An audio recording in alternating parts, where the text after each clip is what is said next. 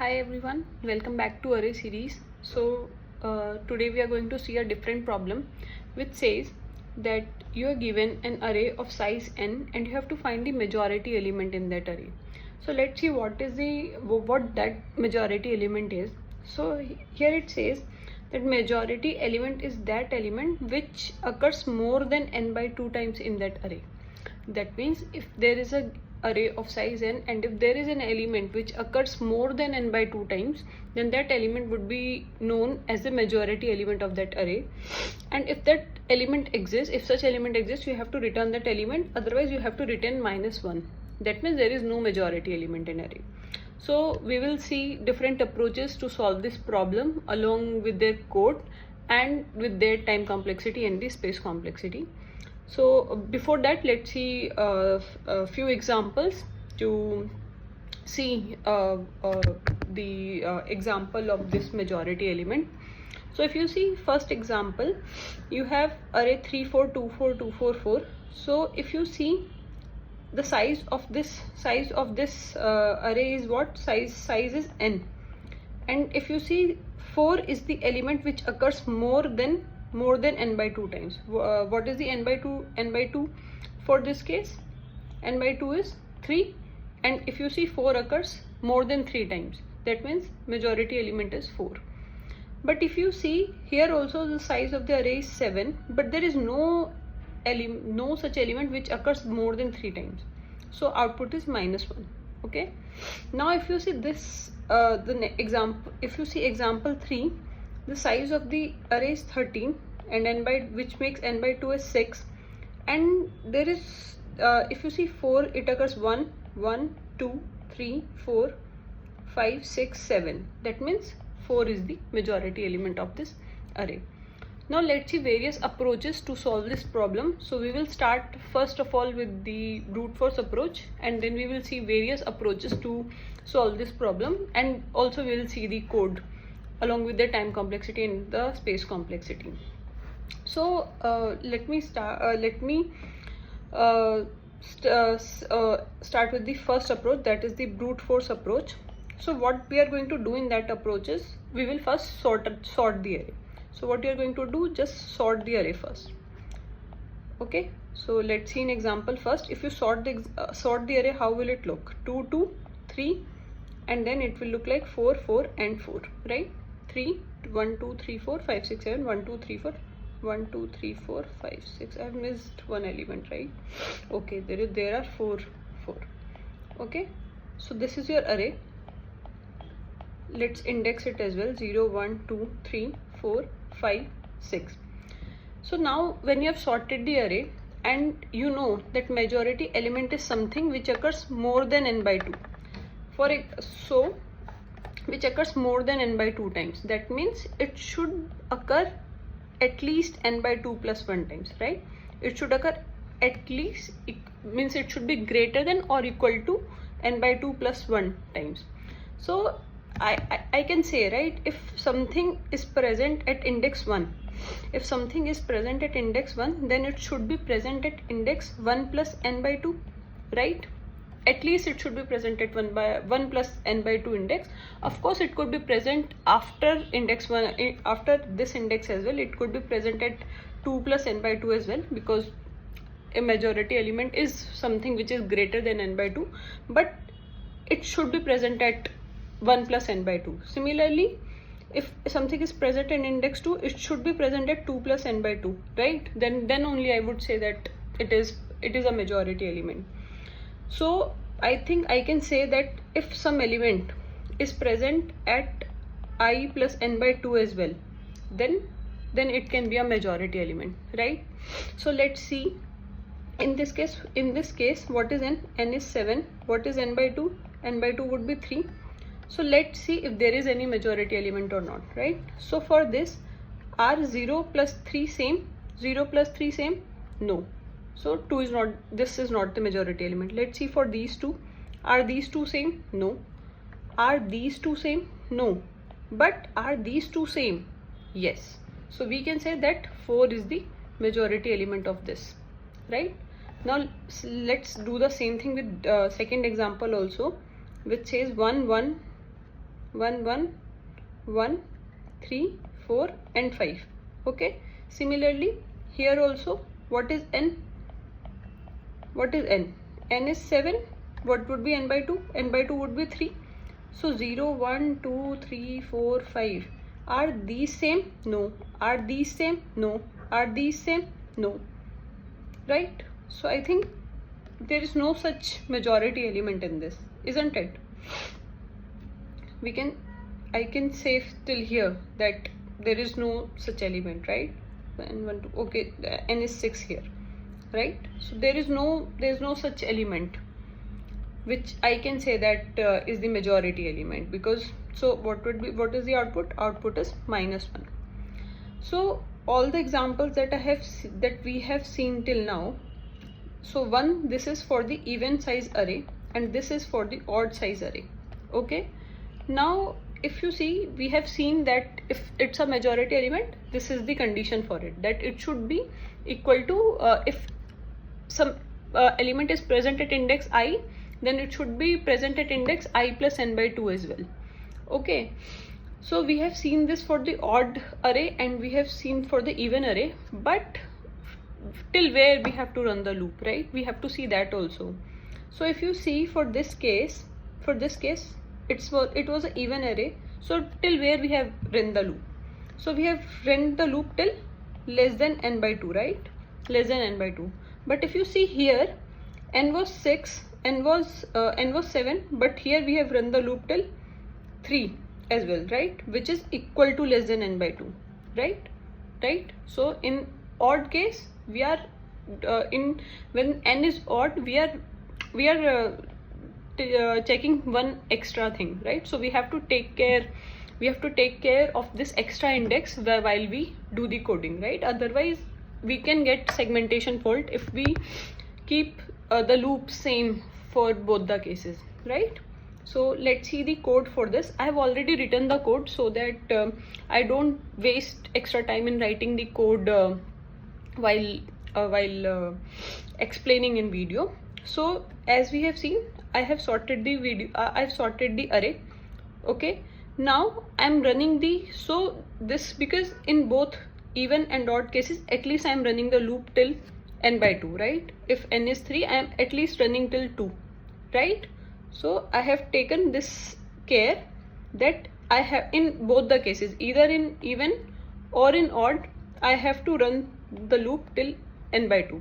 So if I'm checking if array at I is double equals to array at I plus n by 2, then I can simply return that element. Okay, so I think this is clear to you. But I have taken one extra check for my even sized array, that if my size is even, then I have to check one extra index. And why I am doing I? Because when you will end up the loop, I would be equal to n by 2, right? When you will increment the array and when you will be out of the loop, you will be your I will be equal to n by 2. So here I am checking that if array type is double equals to array I plus n by 2, then still there is some chance, as we have seen there, this example, there could be a chance that this could be my majority element. So in that case also I am returning array at I, otherwise I am returning -1. Okay, so I hope this is clear to you. Now let's see the time complexity and the space complexity. So while sorting the array, it took my time complexity as order n log n. Now this is going till half of the array, so it would be order n by 2. This just takes my order 1. So what is the time complexity? Time complexity is order n log n plus n by 2, which is equal to n log n plus n, which is again equal to order n log n, right? So this is my time complexity. Space complexity is order 1 because I have not taken any extra space, right? Okay, now if you see time complexity is order n log n, which is quite high. Let's see if we could reduce the time, right? If we could reduce the time complexity. So for reducing the time complexity, we can use another data structure which is quite useful, which is called hash map, right? So what I'm going to do is just iterate over the array and keep storing the count of that element in that hash table. For example, let me just do a dry run for you guys. So I'll check let me start from the beginning. Let me check if 3 is present in my hash table or not. So if it is not there in the hash, just add it in the hash with the count as 1. Okay, so if that element is not there, add in hash, and if that element is there in the hash, increment the count. Right? Add in hash with count is equals to 1, and if that element is already there, increment the hash. Okay, so right now 3 is not there in my hash table. I will make its count as 1. Then again 4, it's not in hash table, I will make it 1. 2 is not in my hash table, I will make its count 1. Now 4 is there in my hash table, what I will make it count as, I'll increment its count. Then again 2 is also there in my hash table, I will make its count as 2.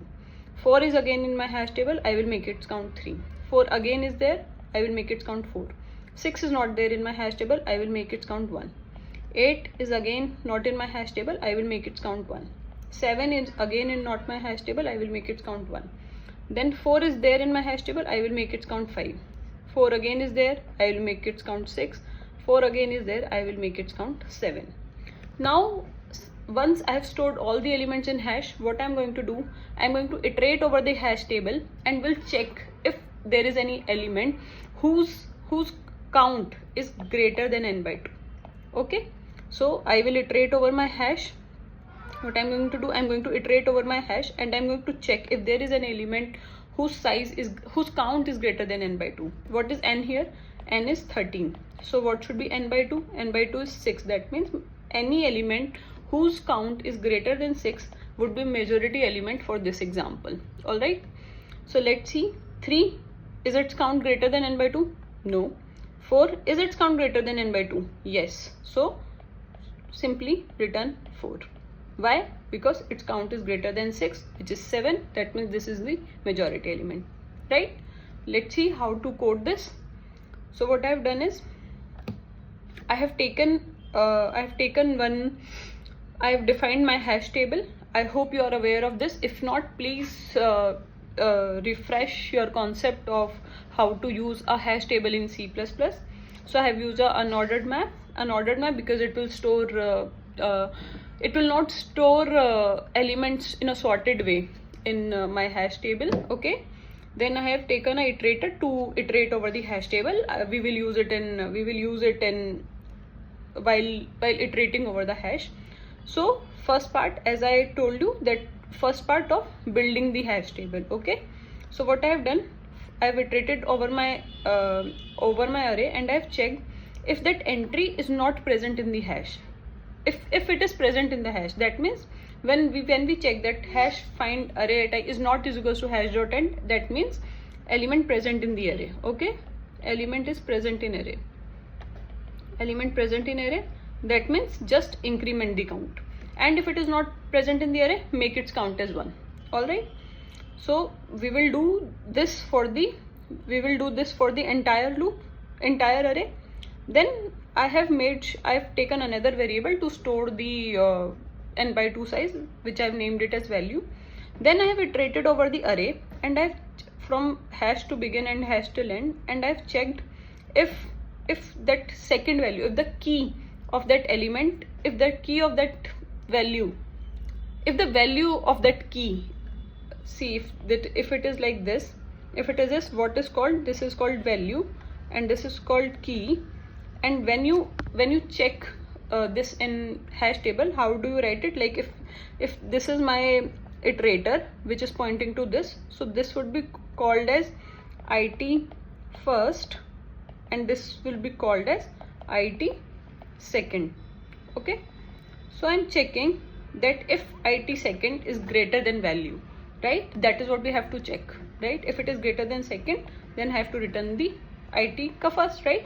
So I was checking like if it is greater than 6, no. If it is greater than 6, yes, I have to return this value, right? We have to return that element. So that is what we are doing here also. And if I don't get any, I'm just simply returning -1.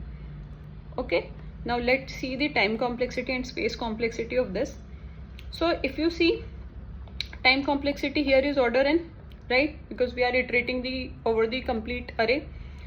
Then I am iterating over my hash table, which in worst case could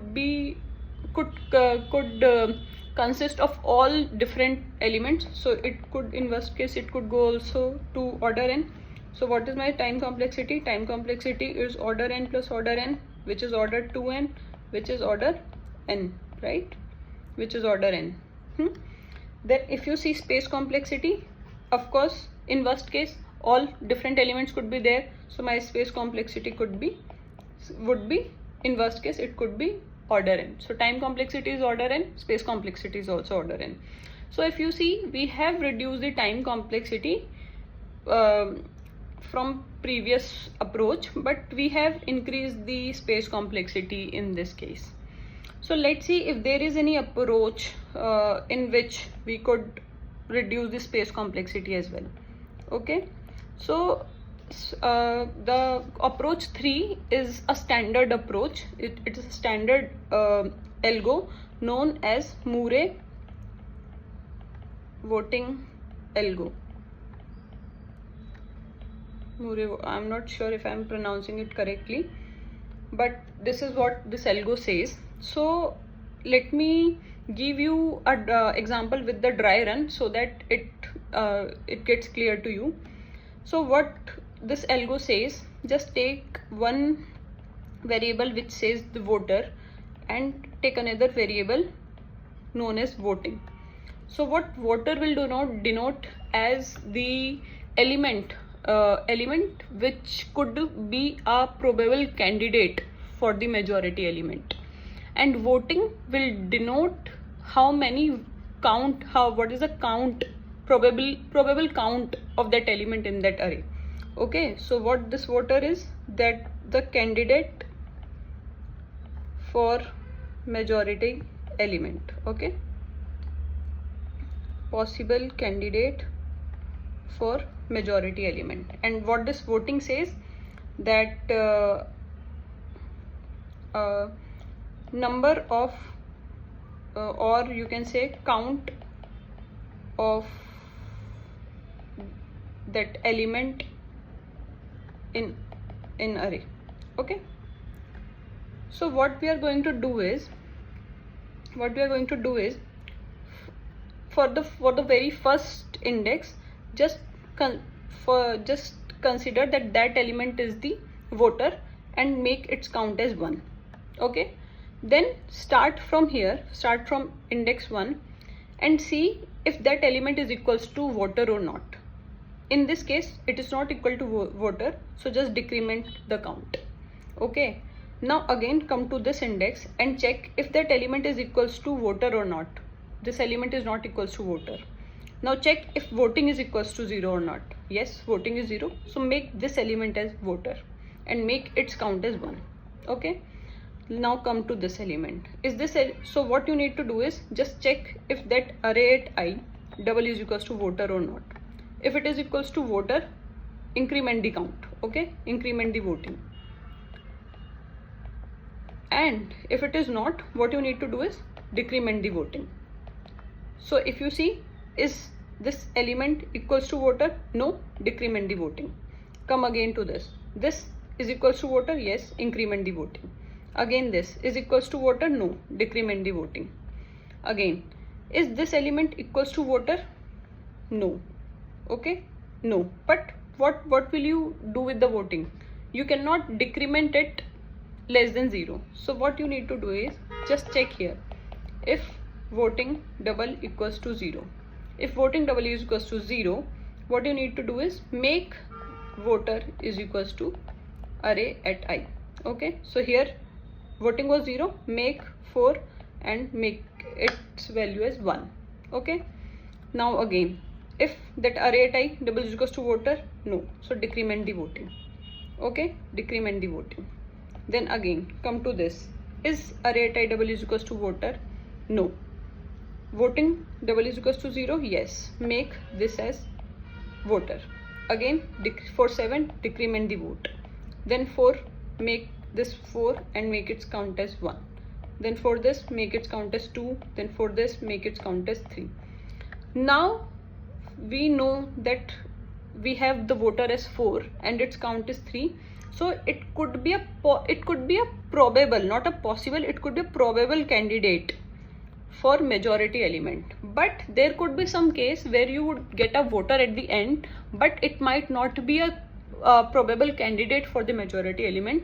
Let me show you one example. Let's see 1 2 1 3 1 4 and 5. This is the example that you get. Now let's run the same algo, voter and voting. Okay, initially let's make the voter as 1, make its voting as 1. Now 2, is this element is equals to voter? No, decrement the voting. Is this element equals to voter? Yes, increment the voting. Is this element equal to voter? No, decrement the voting. Is this element equal to voter? Yes, increment the voting. Is this element equal to voter? No, decrement the voting. Is this element equal to voter? No. Is voting is equals to 0? Yes. Then what you need to do is make this as 5 and make this as 1. Right? Now you sent 5 as a probable voter, but if you see this array, 5 is not at all a majority candidate. So what you need to do is to do a double check. Just again run the array and check, again run the array and check if voter is actually a majority element or not. Okay, majority element or not. So let's see the code so that it is clear to you more. Okay, if array I is equals to 0, voting minus minus. Okay, now I'm wondering it should not be equal to 0 if array I double is equals to voter, else voting minus minus. Okay, we have to ensure that voting doesn't go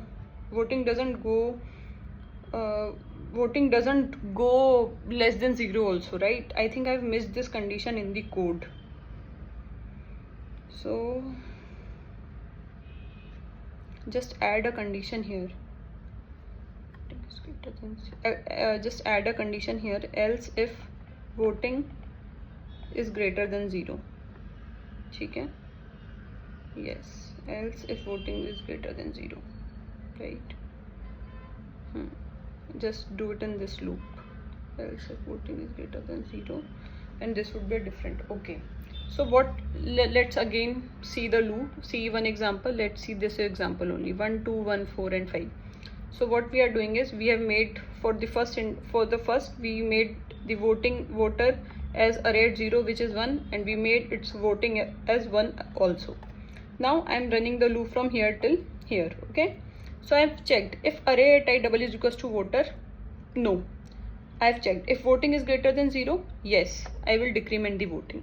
Okay, then I came to this element again. Of course this won't run because and I have to end the loop here also. I've missed this also. Okay, so again we will check for this element. If this element is equals to voter, yes, increment the voting. So I will again make it 1. Now come to this. If this element is double is equals to voter, this is not is equals to 0. If voting is greater than 0, yes. So voting minus minus. Come to this element. This element is equals to voter. Yes, increment the voting. This element, is it equal to voter? No. Voting is greater than 0. Yes, decrement the voting. Now again come to this element. Is this element equals to voter? Is this element equals to voter? No. Is voting greater than 0? No. Is voting double is equals to 0? Yes. Then make voter as array at I and its make is voting as voting plus plus. That means, or you can do voting as 1 also here and make its voting as 1. So I have incremented the voting. We are done with the array. Now I am checking. This is a loop to make sure that voter is actually majority element. Okay, is actually your majority element. Okay, so I'm checking, I'm counting the occurrence of voter. So I've checked if array I double is equals to voter. I've incremented the count, and then at the end I have checked if that count is greater than n by 2. If yes, I will return the voter, else I will return -1. So let's see the time complexity of this. So here I've run my loop for order n time, then again I have run my loop here for order n. So my time complexity is order n plus n, which is order 2n, which is order n, right? Because 2 is a constant. 2 is a constant. And if you see space complexity, we have not used any extra space, so space complexity is order 1. Okay, I hope this algo is clear to you, because we have seen different approaches along with their time complexity and space complexity. So I hope it is clear to you. Yeah, thank you.